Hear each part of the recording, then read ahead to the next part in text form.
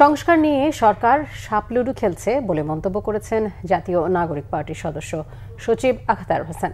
সরকারের ভেতরের কোনো একটি অংশ সংস্কার ভণ্ডুল করে নির্বাচনকে বিলম্বিত করার চেষ্টা করছে বলেও মন্তব্য করেন তিনি।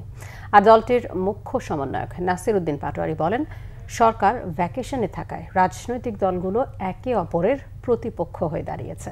বিস্তারিত জানাচ্ছেন মামুন আব্দুল্লাহ। জুলাই সনদ বাস্তবায়ন প্রক্রিয়া, গণভোট ও নির্বাচন নিয়ে যখন রাজনৈতিক পাড়া সরগরম, তখন সমসাময়িক বিষয় নিয়ে জাতীয় নাগরিক পার্টি এনসিপির এই সংবাদ সম্মেলন, যেখানে দলটির সদস্য সচিবের কথায় আবারও উঠে আসে জুলাই সনদ বাস্তবায়ন প্রক্রিয়া নিয়ে তার দলের অনড় অবস্থানের কথা। যে সরকারের ভিতরের কোনো একটা পক্ষ ঐক্যমত্য কমিশনের যে সিদ্ধান্ত এবং সুপারিশ তার বাইরে গিয়ে নিজেরাই একটা ঐক্যমত্য কমিশন হওয়ার প্রচেষ্টা তারা করছেন। সরকারের ভিতরে থেকে যদি আবারও নিজেরাই নিজেদেরকে ঐক্যমত্য কমিশনের মতো করে ফাংশনাল করে এই সংস্কার প্রস্তাবনাগুলোকে ডিলে করার কোনো চেষ্টা করা হয়, তার মধ্য দিয়ে কিন্তু বাংলাদেশের নির্বাচন ঝুঁকিতে পড়বে। রাজনৈতিক দলগুলোর সাথে সংলাপের নামে সময় ক্ষেপণ করে সংস্কার বিঘ্নিত করা হচ্ছে বলেও অভিযোগ করেন তিনি।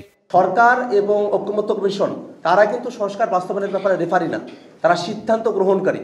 তাদেরকে সিদ্ধান্ত গ্রহণ করতে হবে সংস্কারের পক্ষে।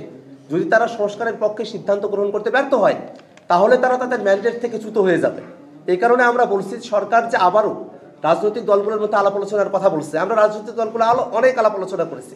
সরকারের এখন দায়িত্ব হলো ঐক্যমত্য কমিশন যে প্রস্তাবনা দিয়েছে সেই প্রস্তাবে এক অনুসারে অতি দ্রুত সময়ের মধ্যে জুলাই সনদ বাস্তবায়নের যে আদেশ সেটা জারি করা। এনসিপির মুখ্য সমন্বয়ক নাসির উদ্দিন পাটোয়ারি বলেন, সরকারের দুর্বলতার সুযোগে রাজনৈতিক দলগুলো একে অপরের প্রতিপক্ষে দাঁড়িয়েছে। জুলাই সনদে রাষ্ট্রপতির স্বাক্ষর মেনে নেওয়া হবে না বলেও হুঁশিয়ারি দেন দলের নেতারা। মামুন আব্দুল্লাহ, বাংলা ভিশন, ঢাকা।